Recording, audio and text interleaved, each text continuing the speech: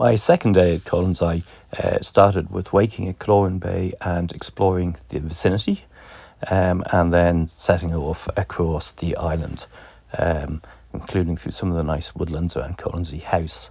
But a real high point is the Community Heritage Museum, which is basically the opposite side of the island from the port.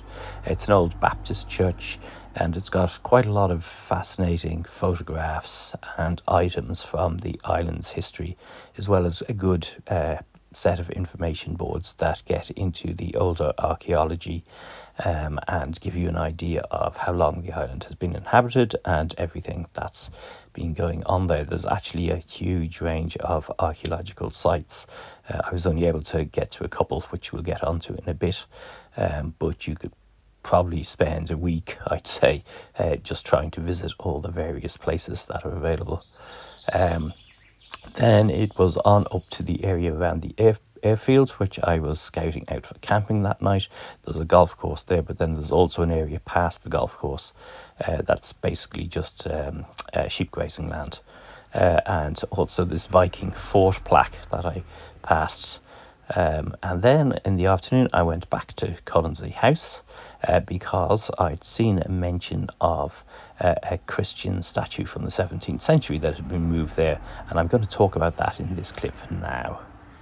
So I got in last night and went to the hotel to have a pint, and as I was sitting there I got a text message from the ferry company telling me that today's ferry sailing is cancelled and there won't be one for tomorrow.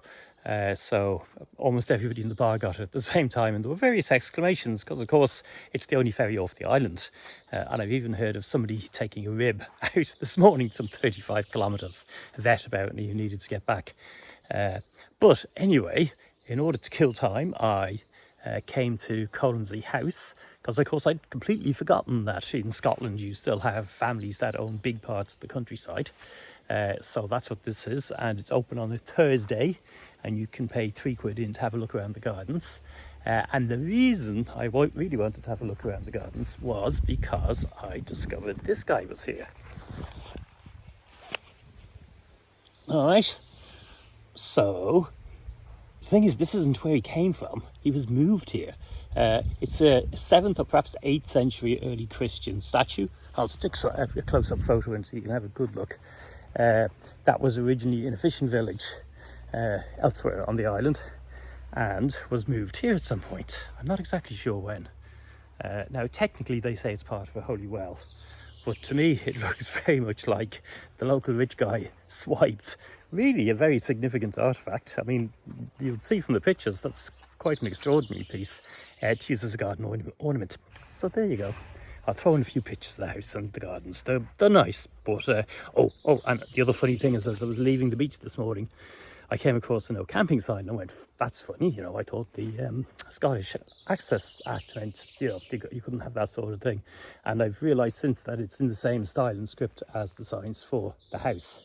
Yeah, so I suspect I was camping on what they think is their private beach, basically. So that would also explain all the yachts there. It seems to have rich people being tourists. But anyway, I'm now going to buy coffee off them, so what can I say? This is the back of the statue, which is described in the Community Heritage Museum as phallic-like, and I think actually that's quite true. It's quite intriguing what exactly the statue is reflecting, and as we'll see, it should actually be much taller. There's a base broke off, they think, and that's in the museum as well. Some shots around the garden. It's pretty impressive, and also, listen.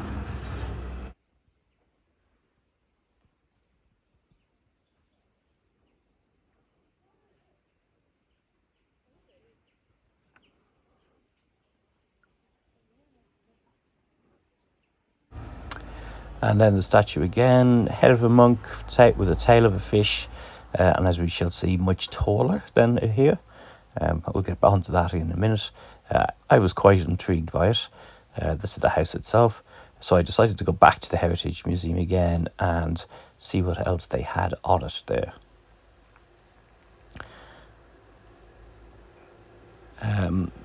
So a lot of the story about it being moved is about this village that was uninhabited, deserted.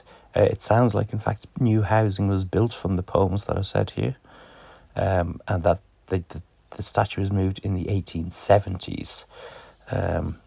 It's a bit hard to work out exactly what is happening here. I mean, perhaps there's a disagreement, but it looks like a decision to shut the village down. And this is at the time the clearances were happening elsewhere. Is it a clearance? It doesn't say it is, so perhaps not. And then there's this interesting fragment of stone that's also at the Heritage Museum, which appears to be the bottom of the course. Again, it repeats the date of 1880 here. But the point about the bottom bit is this would, if this was attached to the course in its current location, it would look a lot more like a standing stone. And that's a point I've made previously, is that the Christian high crosses look quite like standing stones. In fact, on the landscape here, in fact, two of the more famous standing stones on Colonsay, Fingal's limpet hammer, they're called, because they're said to resemble the sort of hammer you use to take limpets off rocks. Anyway, off I went to the airfield for an evening camping, and here's a shot of it. No idea. This is also where things went a little wrong again, because I decided to go for a swim. Absolutely beautiful, nothing wrong with that decision whatsoever. It's a lovely bay, and fantastic to swim in, very sheltered. However, when I got back, my GoPro was no longer working. So, midge net is on. I don't know how bad they are because the midge net is on, so I can't really tell. I just possibly killed my GoPro. I went swimming with it. I was recording a video. We'll see. Maybe we'll get that back off the memory card. Went to check how long it had been filming for, and noticed that the screen had gone off, and then realised to my horror the battery door wasn't closed properly. So we'll see. I'm trying to dry it out. I'm not particularly hopeful. I guess it will give me an excuse to buy the latest model. Anyway, I got the footage I got, but there may be no more road footage from this trip unless I can get another one in Oban. It's dinner time, so what we are having is a tomato chopped up. This bottom of the bowl acts as a chopping surface, which is a nice bit of design. Some crisps from the co-op, all the support the co-op. Antipasta. Some Orkney cheddar. Some plain tortilla wraps. Some hollandaise sauce to give some juice to it, and a bottle of wine for the extra bit. I accidentally bought a bottle of white wine. It's a very hot day, it's been in my bag all day, so I took it into the sea and left it there for about 30 minutes.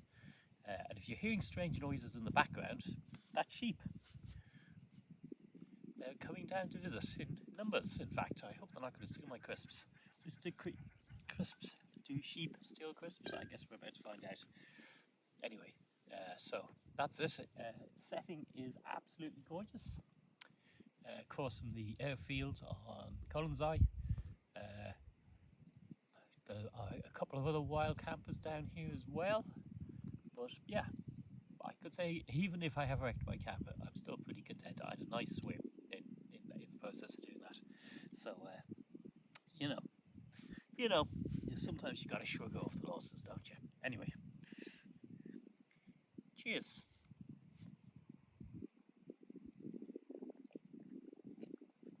Oh, the midges. Am I just paranoid? Oh no, yep. They're there all right. Not loads of them, but there are some. I'm hoping the wind picks up a little bit. And that will chase them off. You can actually hear the sheep tearing the grass out. That's crazy.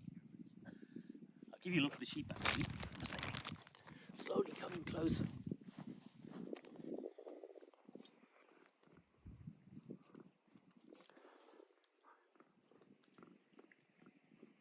Listen to that noise. Crazy. Well, the midges seem to have gone. Wind picked up enough.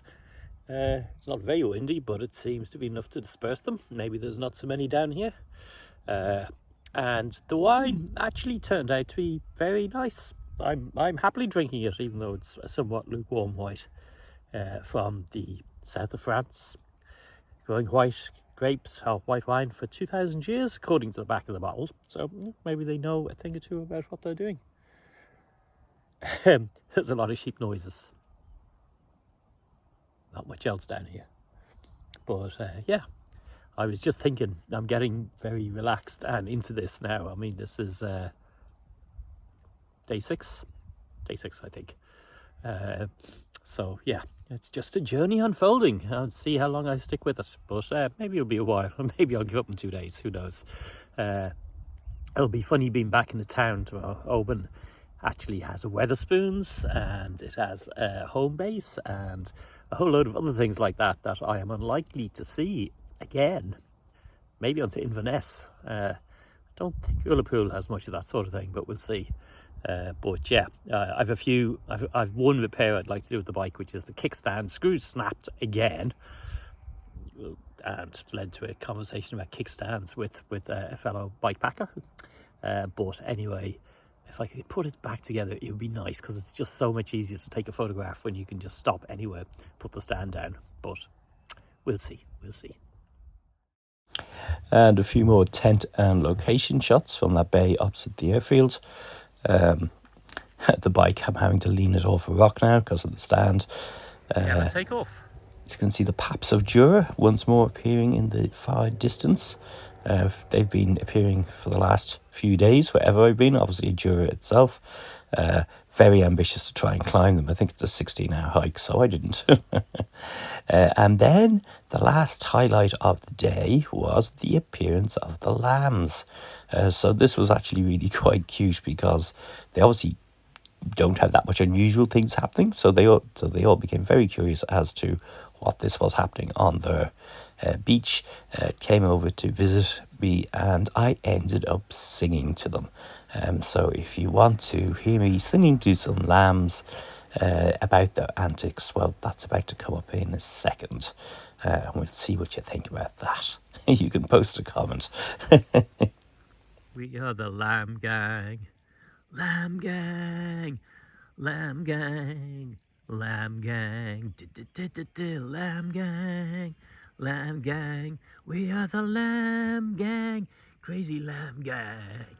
Is that right?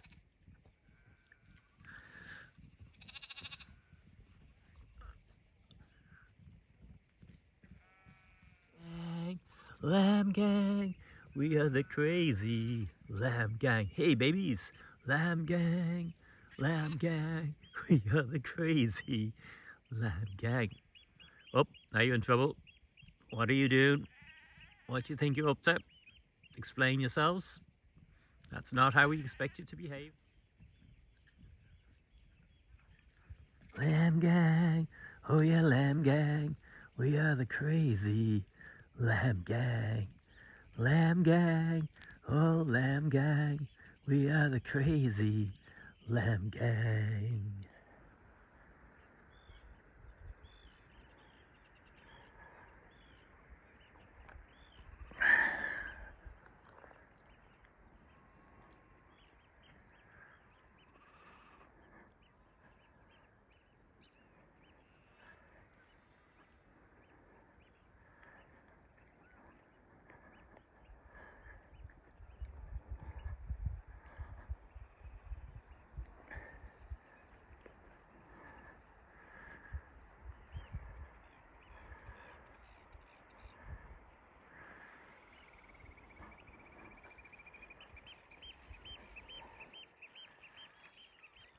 I've included the next day as well. Here's me waking up, and I did this because I didn't do much today. It was very hot, so here I am leaving the camping point, and then I cycled to the causeway to Ormondsey, tried to cross, but it was a bit too deep, so I came back again.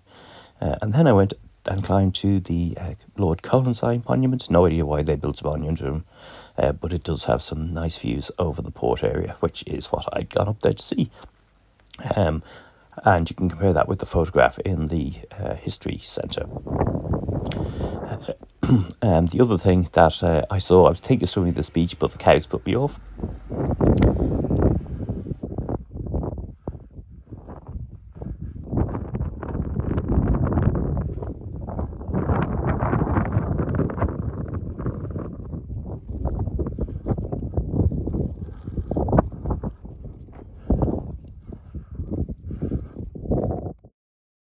But the climb did give me the excuse to have a pint at the Colonsay Hotel. I spotted some mushrooms in the car park. It was really hot in the evening. The sheep were just in every piece of shade they could find. But soon the ferry was coming in a day late and we were finally going to escape the island. So there was quite a big crowd of people eager to get off. And it was a lovely late evening sailing to Oban with approaching sunset as we actually got there, and some spectacular views of Mull, Oban and some of the smaller islands around. As we pulled in. The one problem with getting in too late though is that it can be very hard to find accommodation because everything shuts down. I had originally a mad scheme to camp at the lighthouse right on the edge of the town, but I decided that was a bit iffy, being a Friday night and with lots of rowdy teenagers around. So I came up with the plan B.